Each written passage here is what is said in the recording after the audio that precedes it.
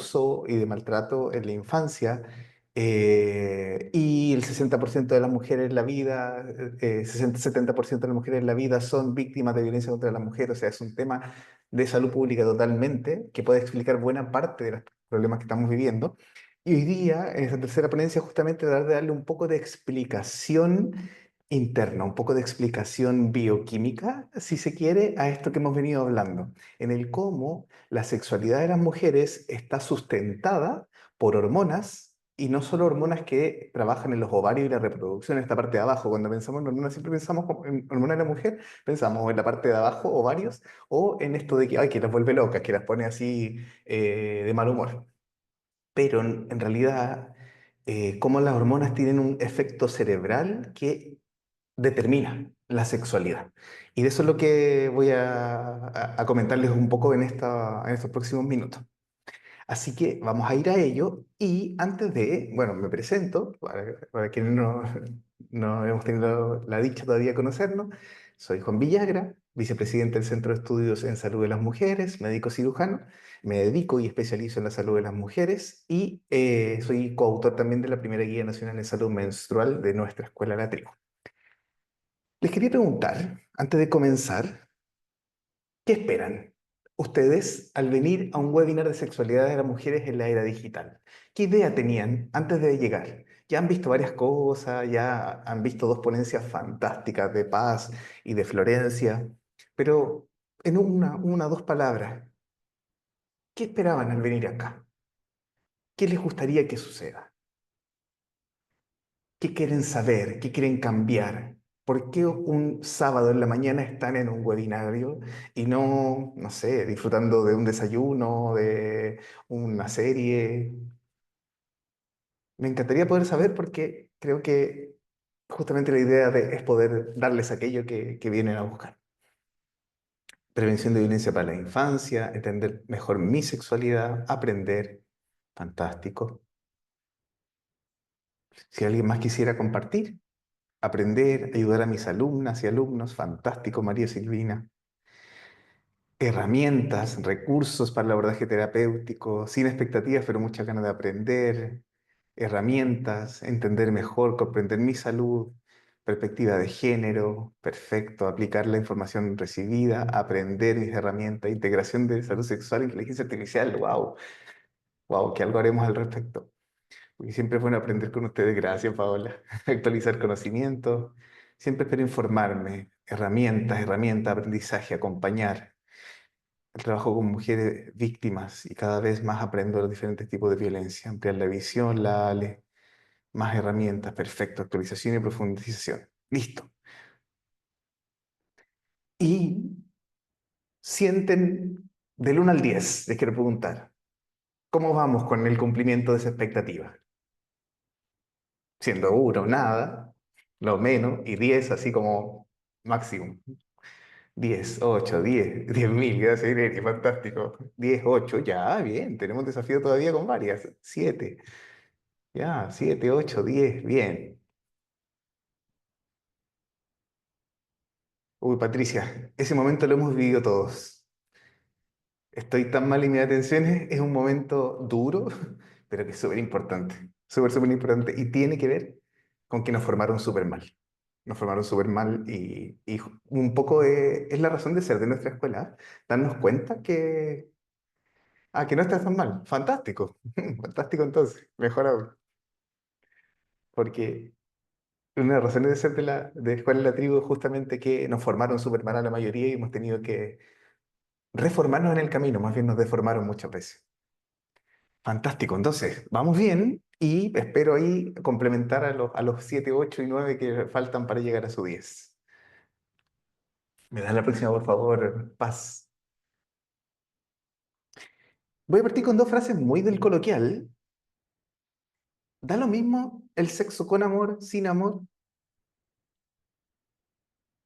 ¿Les parece que da lo mismo, que influye, que no influye, que debería ser tema, que no debería ser tema? Ah, ya las preferencias personales, no pensemos en un ámbito profesional, ¿cierto? Las preferencias personales, yo tengo clara mi preferencia, pero con amor, sí, siempre con ternura, no es lo mismo. Genial. Y la siguiente, otro concepto, también muy, muy coloquial.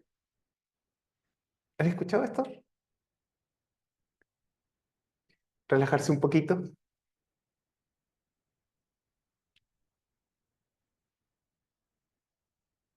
Mira, no es lo mismo y debe haber amor para disfrutarlo. Hay opiniones controvertidas. Eso es bueno, porque en verdad no hay una única verdad, pero hormonalmente hay algunas cosas que podemos aprender.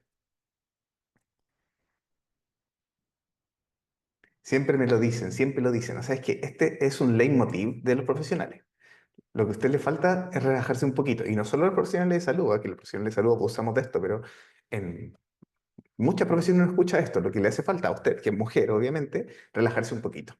La sexualidad de las mujeres está vestida en nuestra sociedad de estas dos frases de muchas maneras. El sexo con o sin amor y lo que hace falta es relajarse un poquito. Y hay un sustrato hormonal del cual vamos a hablar justamente ahora. Encuadre, ¿de qué vamos a hablar? Vamos a hablar de hormonas, sexualidad y cerebro, ¿cierto? Y todo esto se conjuga a nivel de las células en la transmisión de hormonas y neurohormonas como transmisores de información entre una célula y otra, y no otra célula cualquiera, sino una que tiene los receptores. Esto quiere decir, así como en esto que hablé en chino, es, hay una célula que produce, por ejemplo, progesterona, estradiol, dopamina, serotonina, cualquiera de ellas, y la produce, la suelta a la sangre y desde la sangre llega a otra célula, viaja por la sangre y llega a otra célula, pero no a cualquiera, a una que tiene receptores para ese neurotransmisor, para esa neurohormona. ¿Ya? Eso es re importante porque esto significa que una hormona que se produce en el ovario puede tener efecto en el riñón, puede tener efecto en el hígado, puede tener efecto en el cerebro. Y no en todo el cerebro, sino que en ciertas partes del cerebro. Y no en todo el riñón, sino que en ciertas partes del riñón. ¿Vale? Esto es la primera contextualización para quienes no están tan familiarizados con estos conceptos. Y siempre que hablamos de hormonas de la mujer, como les decía, casi siempre hablamos de hormonas ováricas, estrógeno y progestágenos, que son súper importantes y los vamos a hablar hoy día. Pero las hormonas son mucho más que eso. Las hormonas definen nuestra biología, nuestro sexo, nuestro comportamiento, nuestras sensaciones y, a pesar de lo que muchas creen, el cerebro es el principal órgano de acción de las hormonas. Cada vez sabemos más que las hormonas todas convergen de alguna u otra manera en el cerebro. Todas tienen alguna acción en el cerebro. Y esto es súper importante porque esto quiere decir que las hormonas no solamente hacen cosas en sus órganos más comunes, sino que influyen e impactan en nuestro comportamiento, en nuestro sentir, en nuestra manera de ver el mundo y nuestra manera de expresarnos. Qué dolor de cabeza se presentaba porque me hacía falta un marido. Qué horror, wow. Qué tremendo comentario, Nuri. Qué vergüenza dan algunos colegas, la verdad. Ya, también como conceptos importantes, para quienes no están familiarizados con esto de las neurociencias, el hipocampo, la amígdala y la corteza prefrontal son tres partes del cerebro, chiquititas en general, la corteza prefrontal es un poquito más grande, pero que tienen efectos clave en nuestro comportamiento. El hipocampo tiene que ver mucho con la memoria, hacen más cosas, pero mucho con la memoria, la amígdala con la reacción y la supervivencia, y la corteza prefrontal con las funciones cognitivas superiores. ¿Ya? Entonces, ¿por qué hablamos de estas tres estructuras? Porque la mayoría de ellas, de las que vamos a hablar ahora, tienen algún u otro efecto en una o más de estas partes, en la memoria, en la supervivencia, reacción y en las funciones cognitivas superiores, que son esto de pensar, analizar, relacionar. La siguiente, por favor. Bien, ese contexto del cerebro, ¿se me quedó alguien atrás? ¿Alguna pregunta respecto de aquello que hablamos de este es el contexto? Las hormonas trabajan en el cerebro y el cerebro es de lo que vamos a hablar ahora en relación a la sexualidad.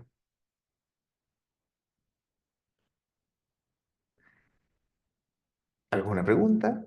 ¿O seguimos? Bien. Si hay alguna pregunta, la van dejando y yo la voy viendo en el chat. En esta ponencia vamos a hablar de básicamente cinco hormonas, ¿ya? dos de las hormonas, que son las llamadas hormonas cíclicas, que tienen que ver principalmente con el ciclo menstrual y que son las hormonas ováricas, el estrógeno y la progesterona. ¿Ya? Estas dos hormonas se producen principalmente en el ovario, pero quien le dice cuándo, cómo y de qué manera producirse es el cerebro, a través de la hipófisis. Y la hipófisis, a su vez, es comandada desde el hipocampo. Esos tres puntos, hipocampo, hipófisis y ovario, son lo que se llama eje. El eje de estas hormonas, hipocampo, hipófisis y ovario. Y el hipocampo y la hipófisis son dos partes del cerebro que están súper relacionadas entre ellas, ¿vale? Entonces, estas hormonas son cíclicas. ¿Qué quiere decir? Que tienen un ritmo en el cual van modificándose durante el tiempo de manera cíclica, o sea, eso quiere decir que se repite un patrón, y esto, si es que la persona tiene una vida saludable eh, y no está expuesta a grandes interventores como estrés y cosas así, debiera ser más o menos siempre lo mismo, ¿ya? Sabemos que la vida no es así, está llena de cosas que pasan, pero es para que se entienda el concepto de estas hormonas que son cíclicas, ¿vale? Entonces el estrógeno y la progesterona, como pueden ver en estos gráficos, tienen un comportamiento cíclico en el que cada mes, en esta segunda parte, donde dice esteroides, ustedes pueden ver que durante el ciclo menstrual, estos 28 días teóricos, tiene un momento en que los estrógenos suben, bajan, vuelven a subir, pero no tanto, y después bajan de nuevo. Y la progesterona, en cambio, está bajita, bajita, bajita, y en un momento empieza a subir, se pega una subida súper grande, y luego baja hasta casi cero. No, nunca cero, pero hasta niveles muy bajitos.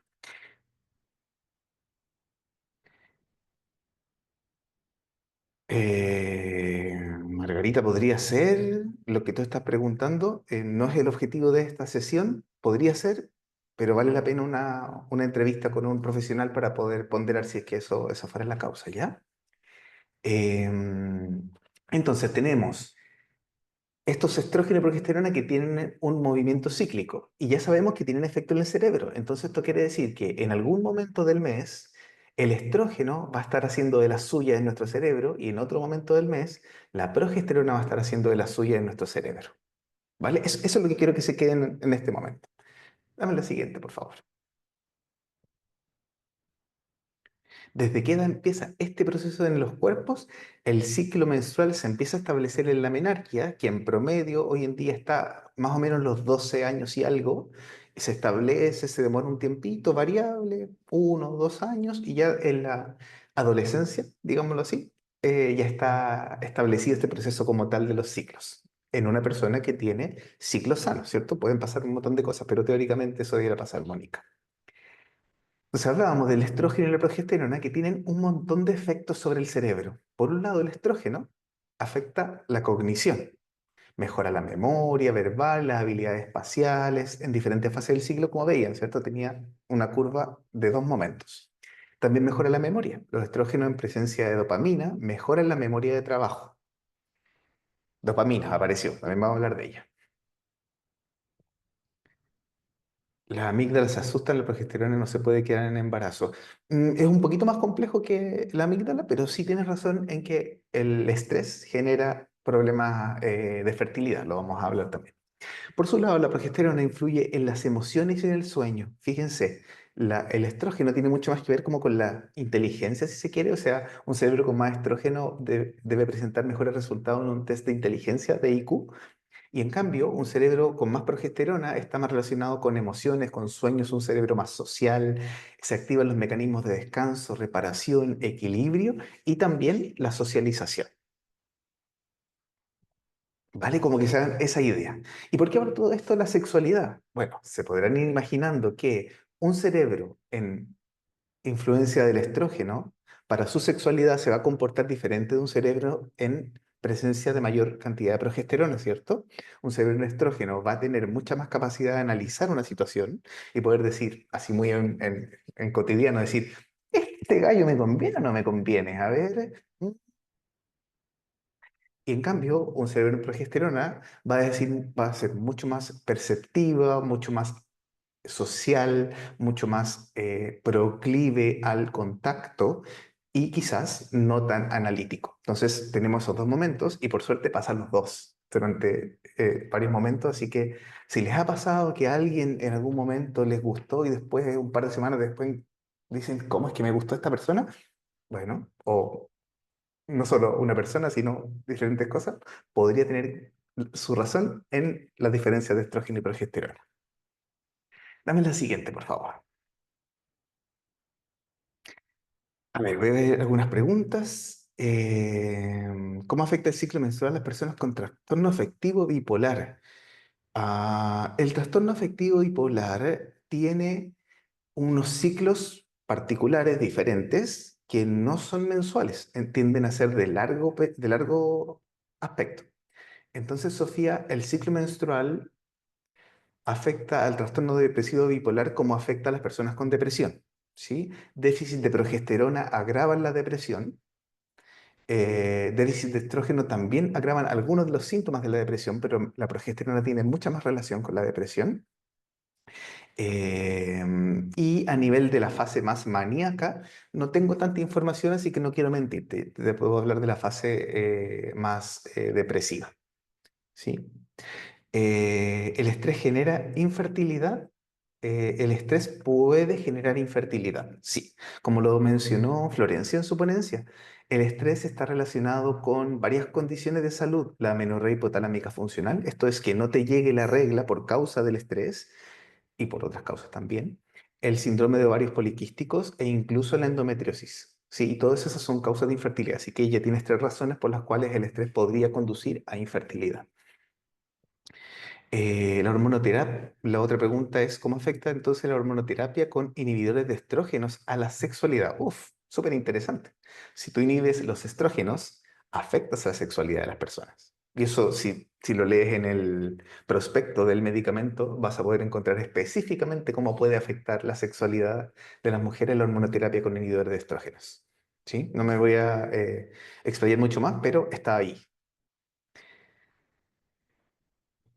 Y quería referirme en particular a un momento clave del ciclo, porque hoy día cada vez más nos estamos encontrando con un fenómeno en la salud de las mujeres que es la fase lútea enferma, la insuficiencia fase lútea.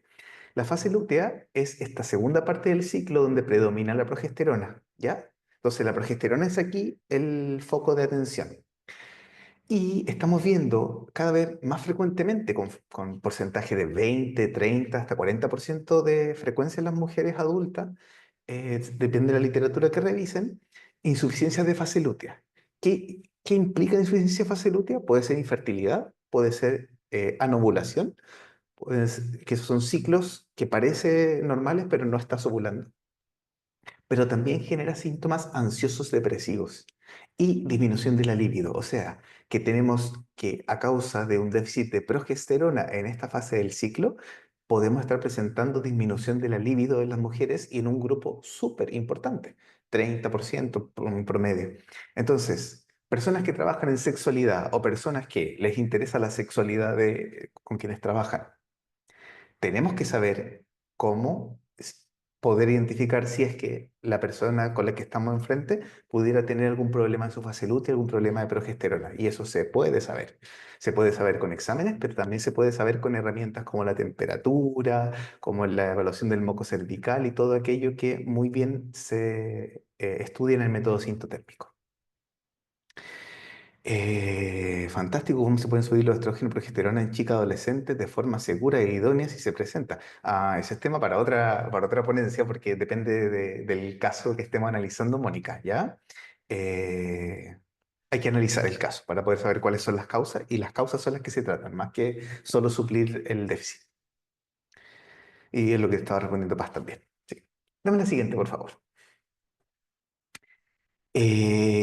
A grandes rasgos, el estrógeno influye en el cerebro, produce más mielina, es un cerebro como más eficiente y como les decía, como más inteligente, ¿ya? Aumenta a través de la materia blanca del cerebro esta capacidad del cerebro más cognitivo y de la memoria. Dame la siguiente, por favor. Por su parte, la progesterona tiene efectos no solamente favorecedores del cerebro, sino que también algunos que enlentecen, porque recuerden que la progesterona lo que busca es reparar, descansar. Entonces pone en baja frecuencia algunas partes del cerebro y en alta frecuencia otras partes.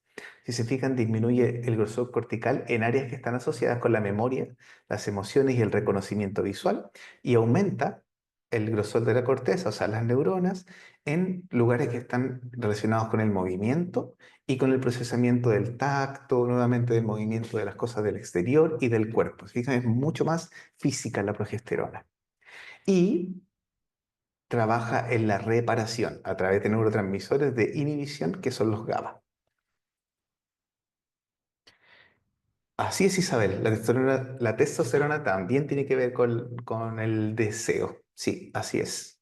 La testosterona y la DHEA, que es un precursor de la testosterona y el estrógeno.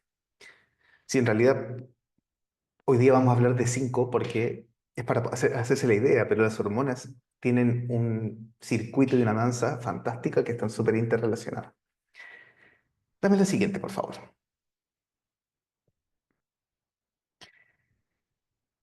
Los estrógenos, entonces, son cruciales para lograr una respuesta sexual en las mujeres. Y aquí tenemos el primer punto. O sea, cuando por ahí preguntaban, ay, entonces los inhibidores de estrógeno pueden afectar la sexualidad. Uf, uf que sí. ¿Sí?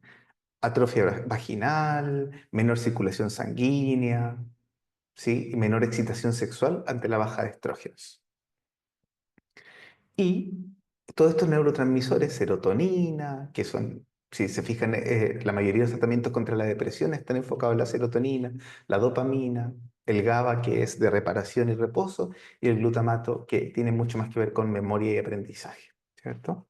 Dame la siguiente, por favor, Creo que hasta este punto nos vamos haciendo la idea que hormonas que se producen en los ovarios tienen un impacto gigantesco en el cerebro. ¿Nos queda por ahí? Claro. El estrógeno mucho más activante, mucho más de funciones cognitivas. La progesterona mucho más introspectiva, si se quiere, de reparación, de ir al cuerpo, de, de sentir el movimiento.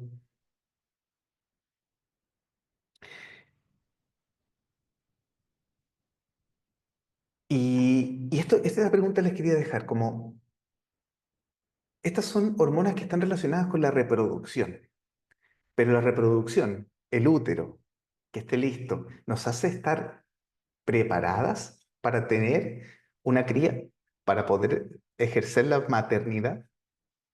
La respuesta obvia es que no, ¿cierto? Necesitamos un montón de otras cosas, no solo un útero funcional, no solo una vasija donde poner una guagüita. Y por tanto, todos estos elementos, la sensibilidad emocional, las conexiones entre distintas áreas, la reactividad emocional, son todos elementos que preparan al cerebro socialmente también, psicológicamente también, para un potencial embarazo, para un potencial parto y una potencial crianza. O sea, se dispara cada mes, cada ciclo, un proceso completo del cerebro preparándose para la eventual reproducción. Y esto es subsistencia, porque la especie humana necesita reproducirse para subsistir. Dame la siguiente, por favor.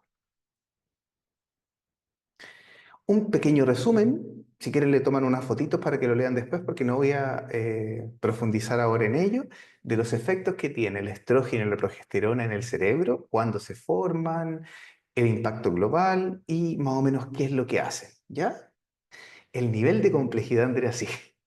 Pero si hay preguntas de lo que estoy diciendo, váyanlas haciendo, ¿ah? Las preguntas de aplicación las vemos al final, pero si quedan dudas de lo que estoy contando ahora a grandes rasgos, váyanlas haciendo al tiro. ¿Qué es lo que me importa mucho que les vaya quedando?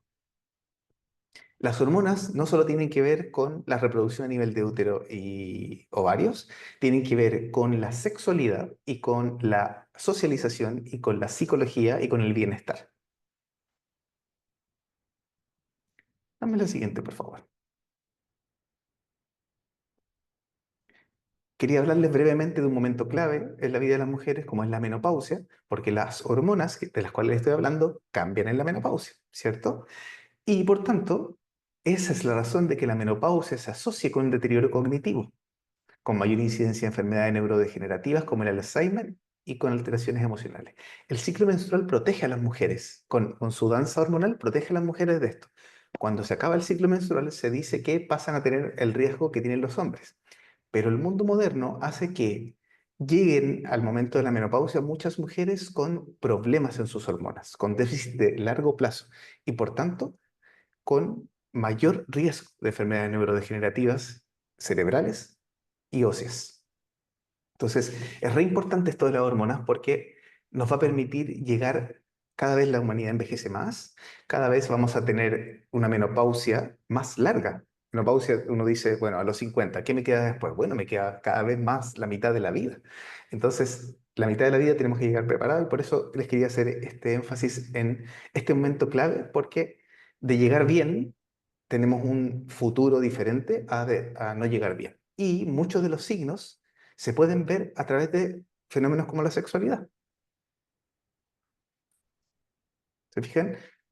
Niveles más bajos de estrógeno podrían hablarnos de un problema en la sexualidad, más sequedad, menos líbido, y uno podría decir, ah, no, es que no sé, usa lubricante. ¿Y por qué no pensamos tal vez que hay un problema en los estrógenos que después va a impactar en la vida futura? Dale, por ahí va la invitación. Es complejo, ¿cierto? Es complejo. Y interactúan. Y los tratamientos hormonales, como decíamos, en este caso la terapia con estrógenos y suplementación de testosterona podrían ser considerados para mujeres que experimentan bajo deseo. ¿Sí? También la suplementación de progesterona y oxitocina también están investigadas e investigándose para trabajar directamente sobre la dimensión psicosocial del deseo, aumentando la búsqueda de contacto físico, el vínculo emocional por parte de la progesterona y la gratificación sexual por parte de la oxitocina. ¿Vale? Dame la siguiente, por favor. Y van apareciendo las otras. También, obviamente, los anticonceptivos. Los anticonceptivos hormonales que tienen estrógeno y progesterona o solo progesterona. ¿Qué estamos haciendo? Que a los 15 años le estamos interviniendo el ciclo menstrual, apagando este ciclo que les mostré que tanto bien, que tanta bondad trae, y poniendo a las chicas en una condición diferente, de riesgo en muchos casos, para su cerebro, para sus huesos, para su salud en general. Entonces, atención con eso también, como, sí, no, anticonceptivos para que regule la regla. Uf, problema para el cerebro, para la sexualidad y para el futuro. Dame la siguiente, por favor.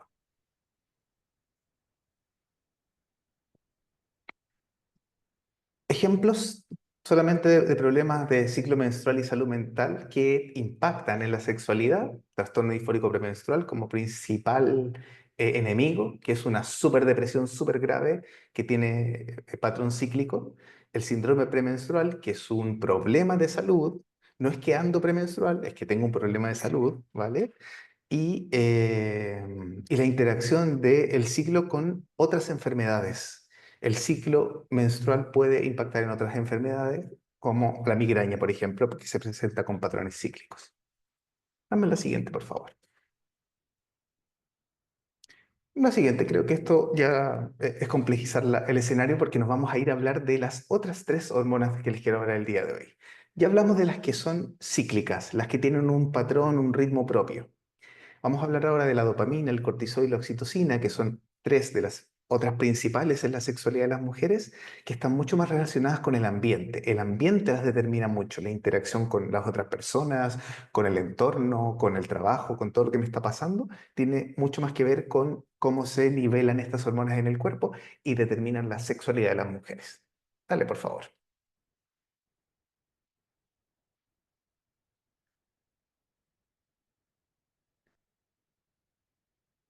La dopamina, como pueden ver acá con su moleculita más o menos simple y hermosa, es esta droga, andar dopado, ¿cierto? El concepto del doping, del dopaje, del estar dopado viene de la dopamina, que es una hormona que nos hace sentir rico, que nos hace sentir bien. Esa sensación del primer beso, esa sensación del enamoramiento, que como dice Gonzalo Rojas, te deja estacado en medio del patio, es una sensación que nos hace de cierto modo adictas y adictos a lo que tiene que ver con esa persona con la que estoy generando este vínculo y hace desear el encuentro sexual. de manera frecuente, con necesidad, como si fuera una droga. De hecho, las drogas funcionan un poco parecido al sexo en este sentido, y si piensan, es más frecuente en las parejas que con el tiempo vayan teniendo menos encuentros sexuales, que tiene que ver con también este fenómeno cerebral de la dopamina, ¿vale? ¿Qué es lo que ocurre? Que en la medida que un fenómeno te va generando dopamina, el cerebro se va desensibilizando y necesitas dosis más altas para sentir la misma gran sensación, que es lo que les pasa a las personas consumidoras de drogas. Necesitan cada vez más dosis para sentir esa sensación, ¿vale? ¿Qué está pasando en nuestro mundo?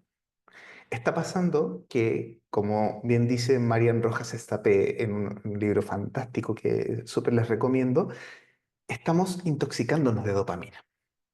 Estamos intoxicándonos de dopamina a través de los dispositivos digitales. Paz nos habló al principio de las redes sociales. Las redes sociales están diseñadas, no es solo casualidad, están diseñadas para generarnos dopamina. Los dispositivos táctiles están diseñados para generarnos dopamina. El scroll, este ejercicio de pasar el dedito para ver cosas nuevas y cosas nuevas, genera dopamina. De hecho, piénsense ustedes mismas, si no les ha pasado que en algún momento en que se sienten ansiosas, estresadas, cansadas, toman el celu y empiezan a hacer scroll, a mirar, a mirar, a mirar, a mirar. Y lo que están haciendo intuitivamente es buscar dopamina, que el celular les va a dar dopamina. Esta intoxicación de dopamina hace que se saturen nuestros sistemas y que todas las otras hormonas funcionen diferente y que por tanto, basalmente estemos expuestas a una disminución del deseo. ¿Sí? No solo las mujeres, los hombres también, pero además las mujeres en esta interacción de la dopamina con sus hormonas propias como el estrógeno, va a tener un impacto mayor aún porque el estrógeno y la dopamina están súper relacionados en sus receptores. Entonces, el estrógeno trabaja junto con la dopamina para generar muchos fenómenos. ¿Qué pasa entonces? Que nos vamos desensibilizando y necesitamos cada vez más dosis para sentir lo mismo. Y en la fase del ciclo donde el estrógeno está más alto, cuando estamos intoxicados de dopamina, nuestra memoria, ¿se acuerdan que el estrógeno mejoraba la memoria? No la mejora.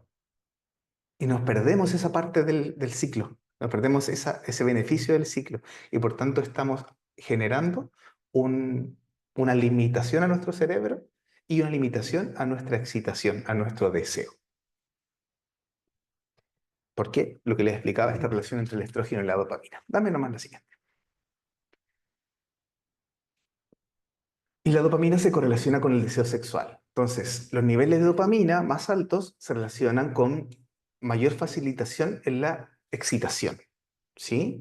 Y tiene una actividad particular en ciertas partes del hipotálamo. Hay harta literatura que lo demuestra. Entonces, y la dopamina nos va generando recompensa. Eso es lo que hace la dopamina, nos hace sentir bien, nos genera recompensa. Ay, pues, puta. Dame la siguiente, por favor. Y miren, la dopamina se relaciona con la prolactina, esa hormonita que se produce cuando el bebé lacta. Lacta le avisa al cerebro que tiene que producir leche y por tanto el cerebro le indica a la glándula mamaria producir más leche, en términos sencillos. Hace otras cosas también muy importantes, pero por esto es conocido. También se relaciona con la prolactina. Cuando una mujer, hombres también, pero estamos hablando de mujeres, tiene un orgasmo, aumenta los niveles de prolactina. Y la prolactina disminuye e interactúa de manera negativa con la dopamina. Entonces nos baja los niveles de dopamina. Entonces el orgasmo nos podría ayudar también a salir de esta intoxicación. Pero a la vez, al hacer esto, hace que tengamos menos deseo. Y por tanto necesitamos los otros impulsos y las otras hormonas para ayudarnos a recuperar el deseo. Por tanto, un encuentro sexual, le digo la primera pregunta, el amor, ¿cierto? Que es complejo, es un fenómeno súper de muchas aristas. Una relación sexual que solo viene de la dopamina es más frágil en el orgasmo, es menos proclive al orgasmo y es más fácil de que pueda no llegar al orgasmo si es que no tiene los otros sustentos de las otras hormonas. Porque la prolactina en este caso y muchos otros mecanismos van a bajar la dopamina. Y la dopamina es el principal excitador de los neurotransmisores. Esto está sacado de este paper, por si quieren después revisarlo con calma, del año 2004. Aquí hay que revisarlo. Muchas razones pueden generarte una galactorrea sin estar embarazada, Natalia. Hay que consultarlo y examinar particularmente el caso. Y hablamos de la dopamina. Hablemos brevemente del cortisol, que tan mal se habla de él. Y sí, vamos a hablar mal también hoy día del cortisol. A pesar de que cada vez se ve más que podrían ser otras las hormonas involucradas en el estrés, pero todavía le echamos la culpa al cortisol. Florencia nos habló harto, trauma, violencia y estrés, vivido o amenaza de ellos. Ya, esto es re importante. El ejemplo que daba Florencia, no me acuerdo exactamente, pero era esta sensación de que me puede pasar algo, no solamente de que realmente me vaya a pasar algo. Y el estrés puede venir de una mudanza, del trabajo, de relaciones, de acoso callejero, y también el estrés percibido. Les pongo un ejemplo. Creo que estoy muy gorda. Y este pensamiento intrusivo relacionado con el dimorfismo corporal es un estrés percibido. Otro, siento que si salgo a la calle con esta ropa, me van a acosar. ¿Les ha pasado? Y estos son estrés construido por la sociedad, por una sociedad patriarcal, al cual están sometidas todas las mujeres. Algunas le afectarán más, otras menos, pero están todas sometidas a esto porque son mensajes constantes, continuos y permanentes. Y esto es estrés percibido, ¿sí? No necesariamente tuvo que pasar nada, no tuvieron que acosarte necesariamente, pero ya, ponerte un vestido y salir a la calle te proporciona un estrés porque está la posibilidad real de que sí te acosen. ¿Y esto por qué? Porque el cerebro predictivo, pues el cerebro donde ocurren todos estos mecanismos, no distingue la amenaza real de la percibida, porque busca predecir la amenaza real. Entonces, percibe primero y evalúa después.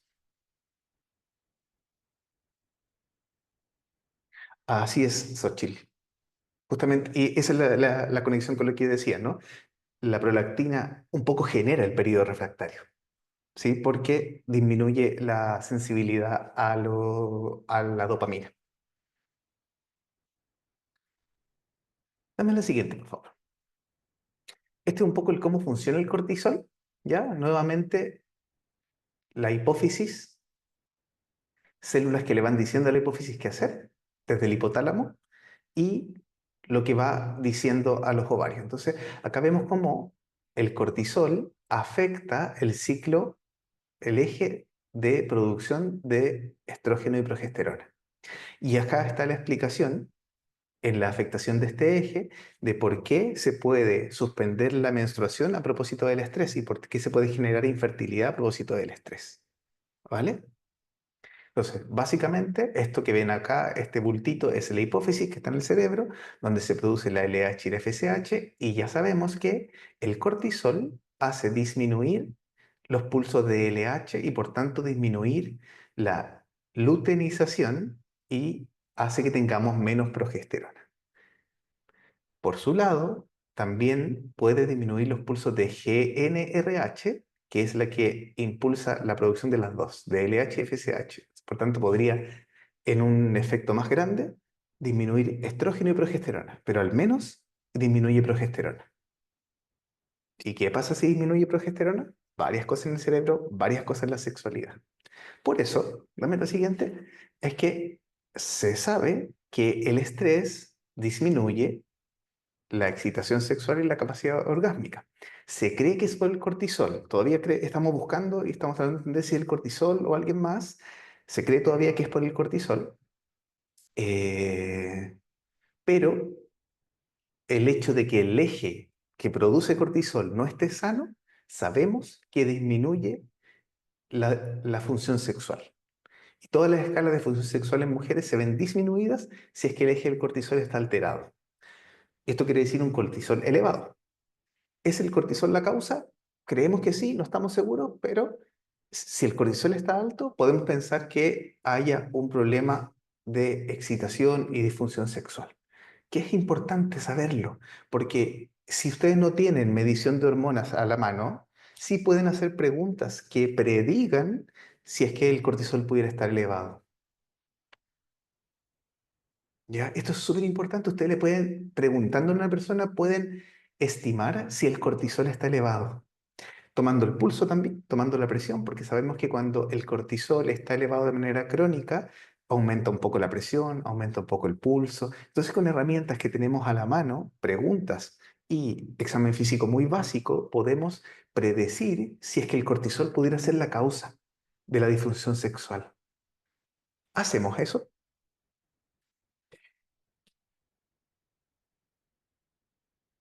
Dame la siguiente, por favor, porque acá lo hormonal ya lo expliqué un poquito antes.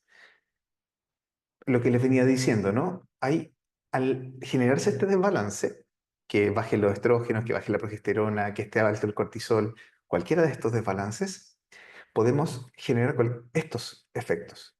Riesgo neurodegenerativo, aumento de los síntomas depresivos, deterioro cognitivo, disminución de la libido, aumento de la irritabilidad y deterioro del estado de ánimo.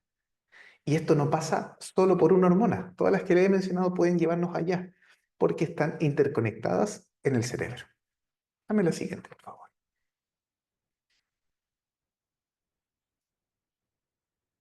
¿Por qué hablamos de la salud de las mujeres y la sexualidad de las mujeres? Porque es diferente. ¿Por qué es diferente? Porque tener dos cromosomas X hace que tu salud y tu vivencia sea completamente diferente.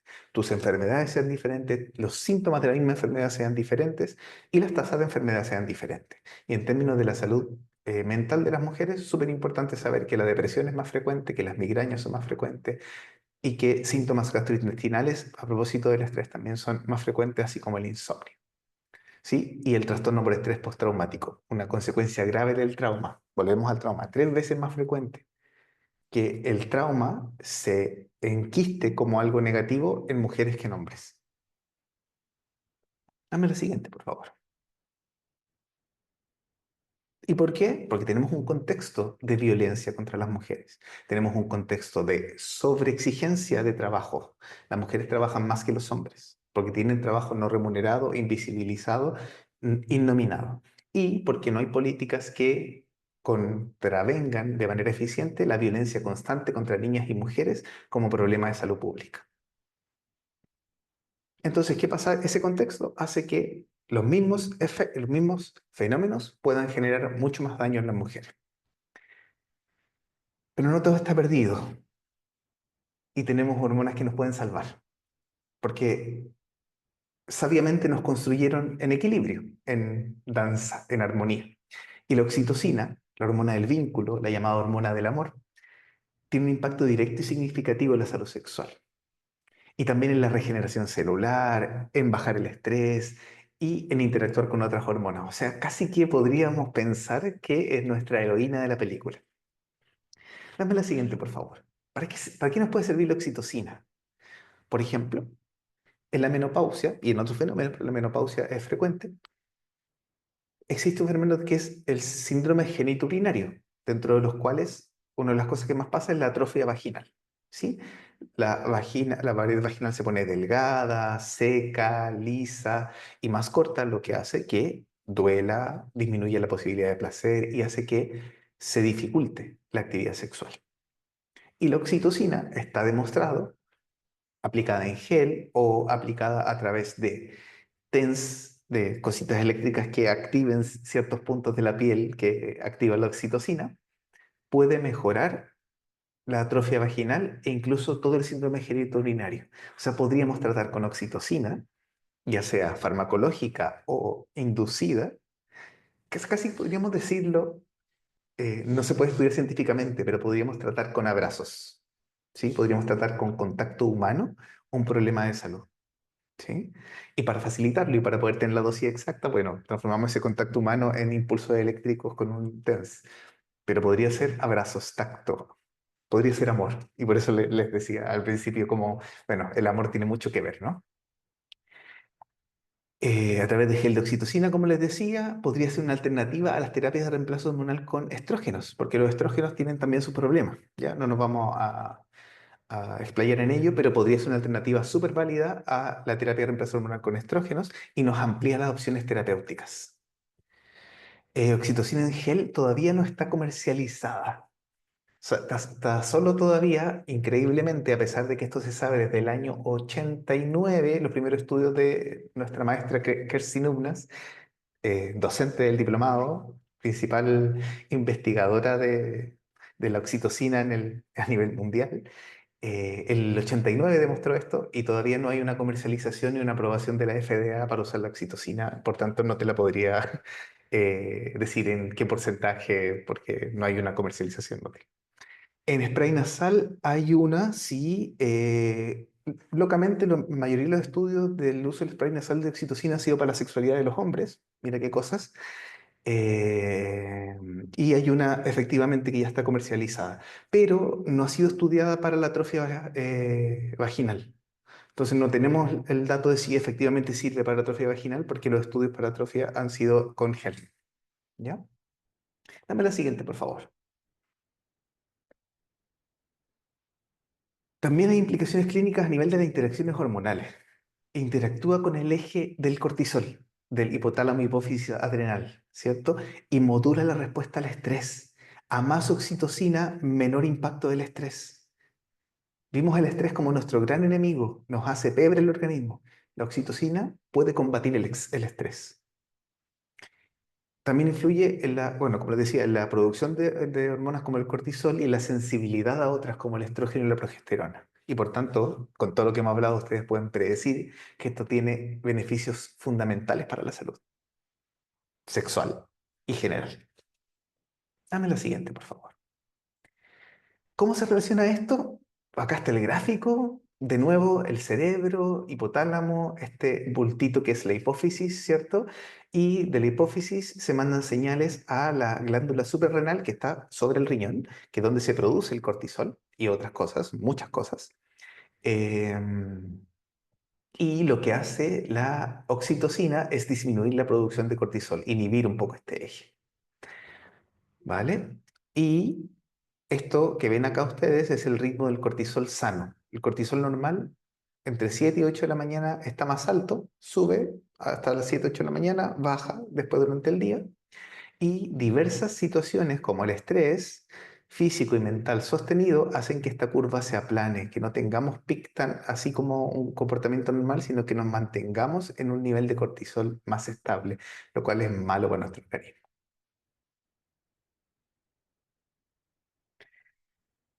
Y entonces interactúan de manera directa la oxitocina con el cortisol porque trabajan juntas. No es porque sean enemigos, trabajan juntas. Pero el problema que tenemos es que la sociedad nos está poniendo al cortisol por encima de todo. No solo el cortisol, todas las hormonas que están relacionadas con el estrés. No le echemos la culpa de todo al cortisol.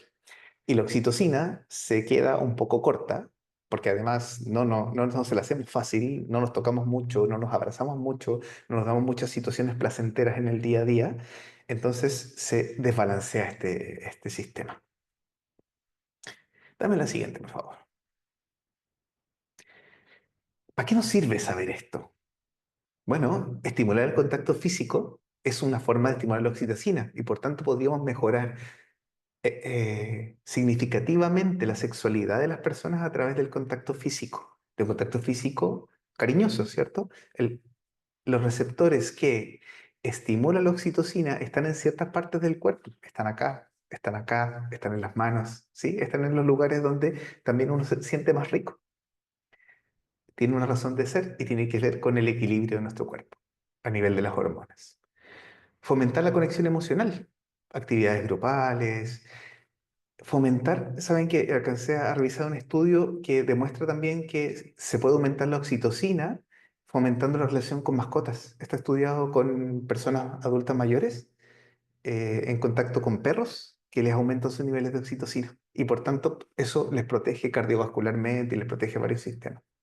Y como bien decía antes María de Los Ángeles, la oxitocina intranasal, que ya existe, ya está aprobada y que podría ser eventualmente alternativa para mejorar los niveles de oxitocina, pero pareciera ser que a nivel como de tratamiento de cosas no tan humanas, el TENS sería una mejor alternativa, porque la oxitocina intranasal no está claro si llega a los lugares del cerebro que tiene que llegar. En cambio, el TENS, al estimular las neuronas, que son las mismas que se estimula con el contacto físico, estamos seguros que estamos llegando al lugar porque ya está estudiado. Dame la siguiente, por favor. Que ya estamos terminando en esta relación, porque la oxitocina también se relaciona con el estrógeno, no solo con el cortisol. ¿Sí? Aumenta la sensibilidad al estrógeno. Entonces, ¿ven cómo nos ayuda la oxitocina de nuevo? No solo nos baja el estrés, sino que también nos aumenta la sensibilidad al estrógeno. Y el estrógeno, a su vez, aumenta la expresión de receptores de oxitocina. O sea que el sistema reproductivo basal quiere que tengamos más oxitocina dando vuelta. Nos hace bien tener más oxitocina. Es bueno para nuestra supervivencia como especie y como personas, como individuos. Dame la siguiente, por favor. Bueno, ¿qué hago con esta información? Acá hay algunas ideas, pero se las extiendo a ustedes. ¿Qué hacer con esta información? ¿Qué hacer con saber que la dopamina, que el estrógeno, que la progesterona, que la oxitocina, que el cortisol me afectan la sexualidad?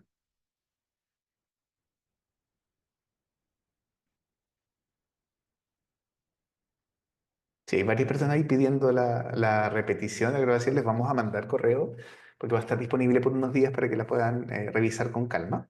Porque hay harta información, sabemos que sí. Así son nuestras jornadas en general, súper intensas. ¿Qué se les ocurre? Aquí están las científicas que van a cambiar el mundo. ¿Una idea de ustedes puede cambiar el mundo de verdad? Nosotros con la Pati estamos trabajando bajo la hipótesis de que la progesterona y la oxitocina van a cambiar la salud de las mujeres. Esa es nuestra hipótesis y por eso queremos trabajar cada vez más cerca de las maestras Jerilyn y Kerstin para que nos mentoreen y podamos demostrar esa forma de cambiar el mundo para las mujeres. ¿Qué se le ocurre a ustedes? ¿Cómo? Desde su lugar. ¿Qué puedo hacer para mejorar la oxitocina? ¿Qué puedo hacer para mejorar la progesterona? ¿Qué puedo hacer para detectar problemas de violencia que se están expresando de ciertas maneras? El ejercicio, fantástico. La meditación también. El ejercicio produce endorfinas, que no hablamos de ellas hoy día, eh, que también tienen varias interacciones con varias de las hormonas que estamos hablando. El ejercicio en exceso genera un déficit de energía y puede generar estrés. ¿Ya? Ojo con eso, porque el ejercicio en exceso sí puede ser un factor de estrés y por tanto generar contraprovecho. Pero el ejercicio en dosis normales, digamos, eh, es súper bueno para el bienestar y para la sexualidad. Y la meditación también, efectivamente. Hablar de emociones. ¿La medicina está al debe con las mujeres en muchos aspectos? Uf, la medicina casi que podríamos catalogarla de enemiga pública de las mujeres en muchos casos. Alimentación, educación, educación, educación, educación emocional. Dejar de normalizar la violencia, me encanta. Nunca más normalicemos la violencia. ¿Hagamos un pacto con eso? Nunca más dejemos de pensar que esto podría ser causa de la violencia. Actividades que fomenten estos vínculos, me encanta, Ireri. Analizando y preguntando acerca de relaciones y cuántos abrazos se dan al día.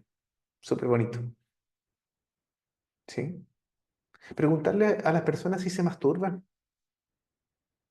porque la masturbación es autocontacto, es oxitocina, es orgasmo, es un montón de mecanismos de neurotransmisores. ¿A cuántas personas le preguntamos si se masturban o si tienen relaciones sexuales satisfactorias?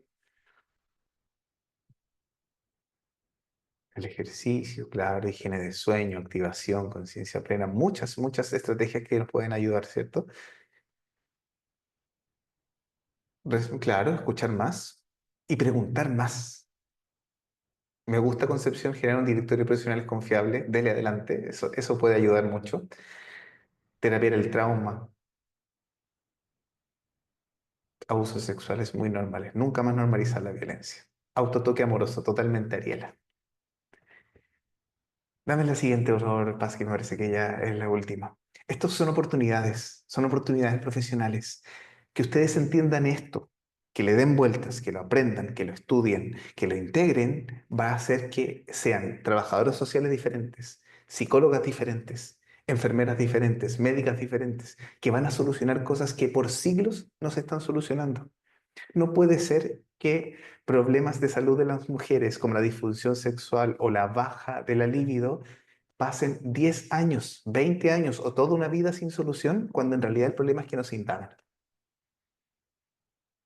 De más de 8 segundos para que sean de oxitocina. Fantástico, Margarita. Mira, mira qué bonito ejemplo. Bioquímica y sexóloga clínica. Fantástico. Isabel, tenéis un montón. Tenéis un montón por hacer. Tú podés cambiar el mundo en esto. Una quine diferente, ¿cierto, Marcela? Sí, pues, obvio que sí. O sea, tú tenés TENS, tenés contacto físico. Tú misma puedes ser oxitocina en tus terapias. Eso, oxitocina en la misma, en esta misma charla, ¿no? En este mismo encuentro.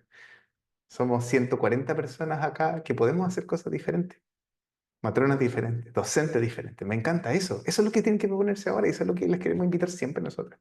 Sí, en todos nuestros espacios, en las diplomaturas, en los cursos, en las certificaciones, en las jornadas gratuitas, en redes sociales. A eso los queremos invitar. Si finalmente 100, de las 140 personas que hay acá, 10 se transformaron hoy día, wow, el mundo empieza a cambiar. Y después de esas 10 cambian a 10 más. Y la masturbación, uff, qué importante la masturbación. ¿Sí? Y la masturbación femenina, tan tabuizada, con tanto tabú, nadie habla de la masturbación femenina. Somos nuestras hormonas queridas. La precisa danza que realizan estas hormonas está constantemente amenazada hoy en día, sobre todo en las mujeres. Está amenazada por nuestros dispositivos, por los celulares, por la violencia contra las mujeres, está amenazada constantemente. Y entenderlo e incorporarlo es el primer paso hacia el cambio. Puede ser que una de las mujeres que, con lo que ustedes están hablando, una amiga, una paciente, quien sea, que está con un problema de disfunción sexual, pueda ser que está usando el celular 4 horas al día. Y eso lo pueden ver en su propio celular. Los celulares miden cuánto tiempo están usando y que está intoxicada de dopamina. Así de simple puede ser la intervención. Que te le digan, ¿sabéis qué, amiga? Lo que está pasando es que está intoxicada de dopamina y eso no permite hacer su pega al estrógeno. Y el estrógeno, y con eso no te podía excitar. Y a lo mejor ese pequeño cambio, gigante, pero que lo pueden hacer cualquiera de ustedes, puede devolverle la vida sexual a una mujer. ¿Cierto, profesora Margarita? Así tiene que ser. Quítenle el celular a a todas sus alumnas. Eso. Muchas gracias.